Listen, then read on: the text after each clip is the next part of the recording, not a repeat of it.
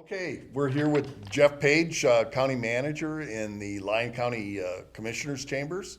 Tell us a little bit about yourself, Jeff. How long have you been in Lyon County? I was Longer than you want to admit, 49 years old. Other than a few years going to college, I've been living in Right, Yarington, Lyon right. County my life. Right, but you've been through a number of different things. Your dad owned a grocery store here, right? My parents owned a grocery store here. I worked there when I was in high school. Been working for the county now for 27 years, from the sheriff's office to emergency management to county management. Right. And you've been the county manager now for what? 2.5 Two and a years. half years. A lot of Seems fun. like 2.5 months, right? Yeah, it does. Some days. So, we've worked together on the land transfer and the project. I mean, we needed special use permit for the project.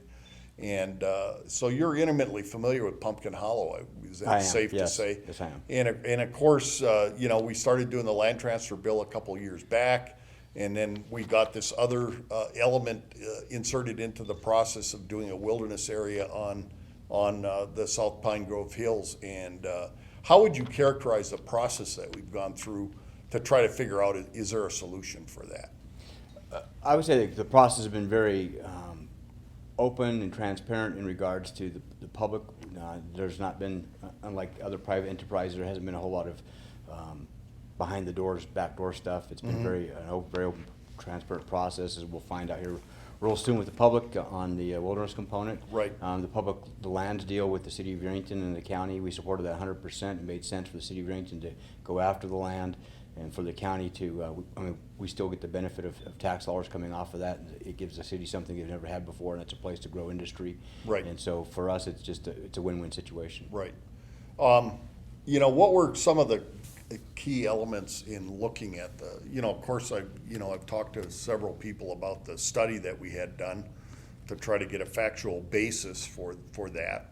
And you've seen that, obviously. And what did you see out of that study that you might not have known before that was done? I wasn't, having grown up here, I spent a lot of time in that area as a young man, and still out there cutting wood. I had no idea of the artifacts that are out there, of some of the old trees that are several hundred years old. Was not aware of, to be quite honest with you, after living all this time, the amount of grazing that goes on in that area, the mining claims that are in that area, that kind of surprised me. What I wasn't surprised by was the amount of overgrowth of pinyon juniper, the effect that that's had on our sage-grouse habitat in that region, in the same area. So there was a lot of good things that RCI's report did in bringing some of those issues out and educating the public, as well as myself and the Board of County Commissioners. Right. And for me, that's very important, because with the exception of one commissioner, the rest of them don't really know that area at all. Right. Yeah, there's one commissioner that actually lives in this area. Correct. We only have one commissioner that's south of the Carson River now. So, Right. And he's intimately familiar with this, probably more so than I am at this Yeah, point in time. yeah. Now, what did we find out? What you mentioned about the pinyon juniper, what do you think is one of the, what we attempted to do was say, what are the critical issues up there? Well, there's more than just wilderness, right? There's more. There's wilderness. As I already talked about, there's grazing issues, there's mining issues, off-road or recreational issues that are out there. And dealing with the pinyon juniper, the growth and how that affects the sage-grouse habitat, specifically in and around that area. And then further south, dealing with the two ranches that are out there, how their operations or lack of water has affected the sage-grouse habitat out there. We've been in a number of years of a drought cycle now for, it seems like my entire life we've been in some form of a drought cycle out there. But that growth out there with the PJs and the cheatgrass and the sagebrush is creating us a problem there. So I think they've identified very well that there's some things that work needs to be done out there. I think the planning process for the wilderness component with all the stakeholders has been very positive. I think sitting down with the Forest Service and working on a good fire management plan, a good PGA removal plan, and working with the federal delegation on what we're going to do with sage-grouse out there, as well as the private property owners. And I think they're willing to work with the government if the government's willing to work with them. Yeah, that's a key point, is that it's a two-way street. Correct. There, right? And, you had conversations with Senator Reed's office after he said, I want a wilderness component. And what did he direct the local people, not just the county, but everybody in Lyon County to do? I mean, Basically, it was come up with a plan. Yeah, Because, and my impression is come up with a plan, or we're gonna come up with a plan for you. Yeah. And so that's why we started the process of working with those folks that are in the area of the South Pine Grove Hills, the grazers, the ranchers, the miners, even the off-road folks, to sit down and say, okay, what is it? You know, if we're gonna have the wilderness, what's it gonna look like? The initial pushback was, we don't want any wilderness. right. And then when we asked them what's Plan B, and are you prepared for whatever Congress gives us? And so they sat down, they started coming up with some ideas of what it could look like, drawing lines on a map and moving forward there. And I think we'll see, you know, what comes out of this at the end, but I think it's been a very open and a good working process with those stakeholders. Yeah. Now, you were familiar with, there was a wilderness proposal that actually came in front of the county board, back in 2006, I believe? Correct, 2008. 2008. And how would you compare what is currently in a recommendation that's going to be discussed on Monday night compared to what was done in 2008? Well, 2008 was a bit of a different story in that you had a group of people that were looking at one size acreage, and you had a group of national wilderness folks who came in with maps, and I don't believe that they actually said this is what it's going to be, but they had some proposals that got a lot of people fired up, and it killed it. It was kind of a misunderstanding, you know, misconception. So we went from about 50, 60, 70,000 acres to several 100,000 acres that involved 2 states and 3 counties, or Yeah. 4 counties, I believe. And that ended it. Yeah. That was the end of the discussion. We're finished, we're done. And the people walked away. There were 400 plus people in an auditorium in a school in Smith Valley. And they just walked away from the program and the project, and irritated a bunch of people. The difference being, though, is that was just strictly a wilderness issue. What people don't realize is that there's 2 issues here. One is jobs, and one is the wilderness component. The Arrington Lands Bill is not a wilderness bill. It is a jobs bill. It is to give the city of Arrington 10,000 plus acres. Part of that benefits Nevada Copper. Well, to buy it for fair Correct. market value. Yeah, but it benefits Nevada Copper with their operation, and it provides the city of Arrington a place to grow an industrial/commercial business type park arena. City of Arrington's not going to compete with TRI or City of Fernley and their industrial. It has a whole different element to it. There's potential for solar things out there, a variety of things that would work well with mining. In 2008, it was strictly a wilderness issue. You know, yeah, there were some land exchanges going on throughout the county, but there were no real economic advantages to it. This wilderness bill, if it gets passed, speeds up your process, Nevada Copper, provides the city of Arrington what they need to grow the city, and provides the county much needed jobs and much needed tax revenues to get us above and beyond where we are right now. We're at the highest unemployment rate in the state of Nevada still. At one point in time in 2008, we were the fastest growing county in the nation. Yeah. And up until recently, we were the highest unemployed county in the nation. Right. And that's starting to come down, but it provides us with approximately 500 construction jobs and then 800 mining jobs over the life cycle of the mine. Good paying jobs in Lyon County, not minimum wage, not pumping gas, but good jobs to help us get the economy in Lyon County turned around. If we don't do that, the only option the Board of County Commissioners have at this point in time is to either grow themselves out of the economy or tax themselves out of the economy. We don't have the tax base to get ourselves out of the bad economy. Yeah, and there's not really anything else on the horizon No. that provides a turning that curve of county finances around the corner, right? Correct. You know, and Lyon, or I should say, Mason Valley's motto used to be Cattle Kingdom, Copper Hill. Yeah. It was mining and Right, agriculture. right. Agriculture's been a mainstay of South Lyon County. We're still the single largest producer of ag for the state of Nevada. But mining's always been a component of Lyon County. I mean, that's how we got started way Right. back in 1800s. Right. So, and this is the perfect mine. It's out in the middle of nowhere. You know, people get mad when I say this, but it's out in the middle of God's country because only God would live there. It doesn't affect, you don't have neighbors sitting right next to you. You're not, people aren't having to look at this big ugly hole in the ground and deal with all the things that sometimes happen with mining. Right. So again, for me, it's a win-win situation for the county, the city, as well as Nevada Copper and the residents of Lyon County. Right. It provides jobs not just to Yerington, but throughout the region, Lyon County, Carson City, Douglas County, Story County. Right. The fact that the land is going into city ownership, though, is not a big downside for the county. It's though. actually a benefit to us. Yeah. Because we still get the property tax. Right. And we're still gonna get our net proceeds tax. Right. City of Yerington still has to provide the services. I Right. don't, so it's Yeah. a benefit for them. Yeah. And they want it. They Yeah, they want it. obviously want it.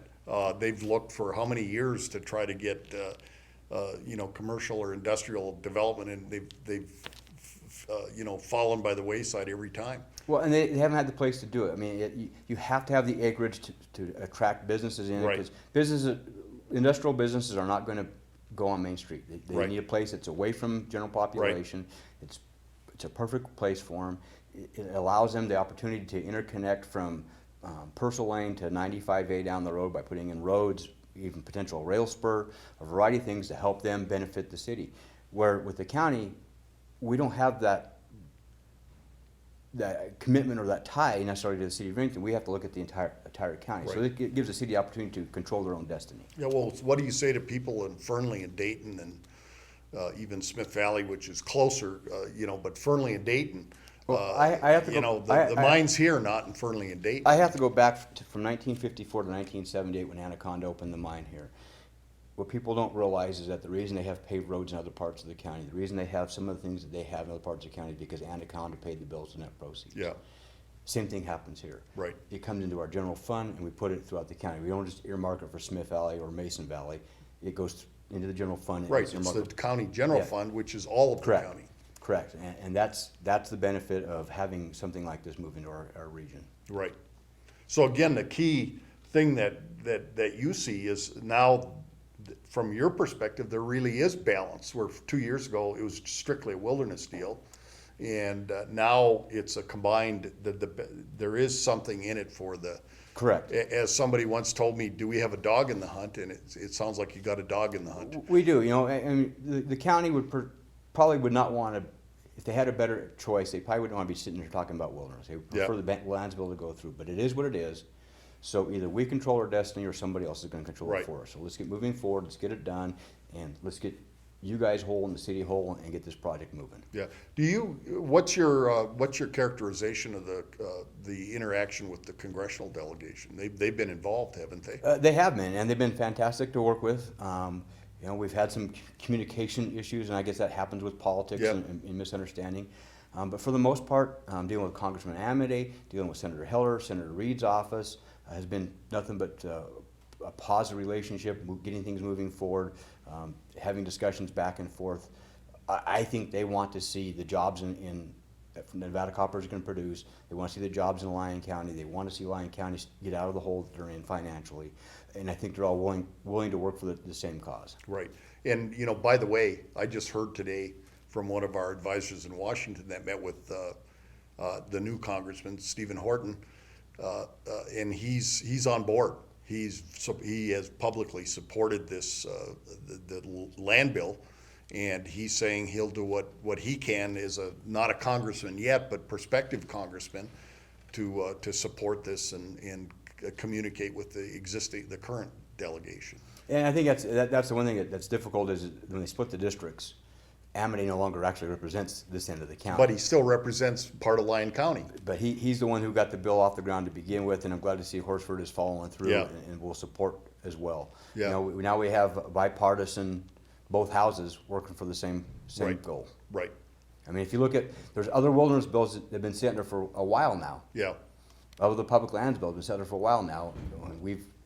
You guys went in for hearings and then it went to the House floor and it's, so we've made a lot more progress than other counties have Well, on our I bills. think you characterize the Yarrington Lands Bill as a jobs bill, which it really is. that's exactly what it and that's the difference that it is compared to many other land actions in Congress. It's as much a jobs bill as it's a lands bill.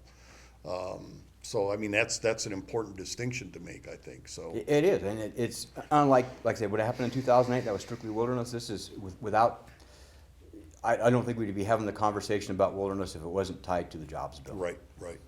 So I mean, as county manager, and you kind of put yourself into the future, 2 or 3 or 5 years from now, what would you envision the best case for the county going forward in terms of just overall in the county and how this could impact that? Well, the impact is one, we have an opportunity to get people in Lyon County employed into jobs, whether they be mining jobs or, UNR's figure is 5-point-something jobs per mining job. I have a hard time with that number, so I'm just gonna round it down to 3. Yeah. If you have 800 mining jobs, that's 2,400 other jobs that will be in the region, so we get unemployment taken care of. You start spending money to buy equipment, heavy equipment. You buy a $300,000 tire, that's 7.1 cents sales tax that comes Yep, to the county. yep. On top of the net proceeds And by the tax- way, we've worked with Josh to make sure the point of sale is Lyon County on that, Yeah, right? so we keep those tax dollars moving, and I don't want to sound like, greedy Gus trying to be big government, but what people understand is we have cut so drastically in the last 5 years. We've cut 28% of our staffing. Right. Roads that we maintained before were done every quarter, now done every 4 months or every 6 months.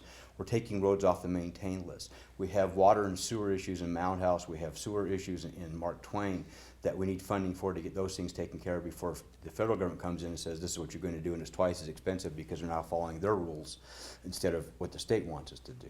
So those So things, it's getting more expensive and you have less revenue to correct, deal with it. and so by having these jobs, by having the mine going with the tax dollars coming in, it allows us to take care of some of our infrastructure issues, as well as start thinking smarter. We purchased some property up in Dayton earlier this year at a steal of a rate.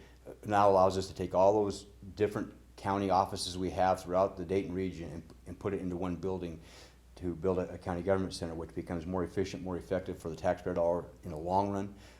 We can do that with money that's coming from what Nevada Copper or new businesses are coming in here. Right. We already have businesses contacting us and asking, when's it going to happen? When do you think we should take a look at buying property in Fernley or Silver Springs or anything to open our business to In help term, support the when you mine? say, when's it gonna happen? When's what gonna happen? The mine. Yeah, When's the mine going to happen? so they see that as something that helps them decide maybe to be in Lyon County instead of somewhere else. Correct. Or in addition to somewhere else. We've had some tire companies, some heavy equipment companies, mechanical type companies, a couple of grocery store chains have called about what's happening, where you're going, when's it going to be. We work very well with NNDA, the Northern Nevada Development Authority.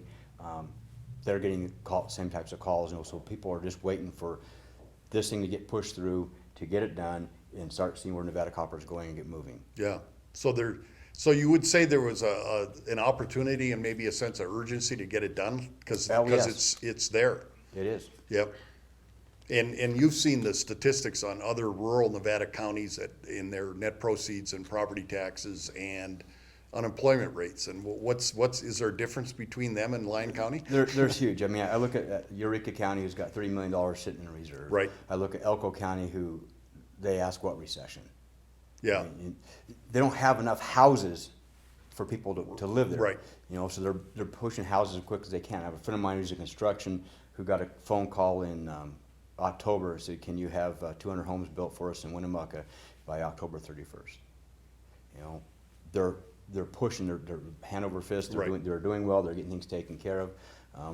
And then you have those non-mining counties and the non-urban counties that are just kind of plunking along. And Right, we're right. one of those non-urban rural counties that right. is just plunking along. And that's one of the concerns that we have when you bring up housing. Yet it appears to me that Lyon County has potential capacity that a lot of these other rural counties might not have. You had a number of housing projects on the books back in 2007 and 8, right? Correct. In fact, we are currently working with one of the developers in the Dayton area who is looking at reopening an old project and is it time to start building houses? We have people down here in Mason Valley that have bought property or have bought homes and are treating them as rentals now, put money into them, waiting for the mine to open up so they Yeah. can sell them. But in terms of if there were 200 new houses that needed to be built in Mason Valley, is that a tough? Is there as I understood it, back in the boom days, there was actually developments on the books planned and approved and ready to go, Correct. right? There were. Is it hard to get those back? I don't think so. I mean, the danger with mining has always been boom or bust, Right. Especially if you're in construction. But I think the construction companies work smarter today after the last bubble burst. Yep. And so I don't think it's going to be that big of an issue. Number one, as I understand the growth of the mine, it's not like we're going to have 800 jobs here tomorrow. If No. the mine opens today, it's not going to be 800 jobs here tomorrow. So over a period of time, we already have homes in Mason Valley, in Dayton, Fernley, Silver Springs, and Smith Valley that are already open. Yeah. So people can move in and start living their life in Yerington or wherever it's going to be and working at the mine. As the mine grows, as employment grows, and the contractors and developers will be building new tracks and new homes and those kinds of things. And that wouldn't be a bad thing for Lyon County. That's not a to bad have thing the either. Home construction, that's what drove the Las Vegas economy for quite a while, was all the home building and the Correct. jobs that created, so. Correct. Now, so all we have to do is be smart in the county and not spend all our money at Right. one time. Right. Yeah, so it's important to have a long-term vision on this, right? Correct. Yeah. And, our board's been working for 2 years now on a strategic plan, not just necessarily just based on Nevada Copper, but where are we going as a county? What are we gonna be when we grow up? You know, you Mm-hmm. have neighboring counties who are consolidated into one community, for example, Fallon, Hawthorne, Douglas Mm-hmm. Churchill County. County and Yeah, Fallon. Yeah. Where we're spread out over 5 different communities, so it makes it a little more difficult for us. But Right. one of the challenges we looked at is, there's some negative sides to you guys coming to town. I'm Right. probably gonna lose my entire road crew to you guys Oh, because you pay a heck of a lot sorry. better.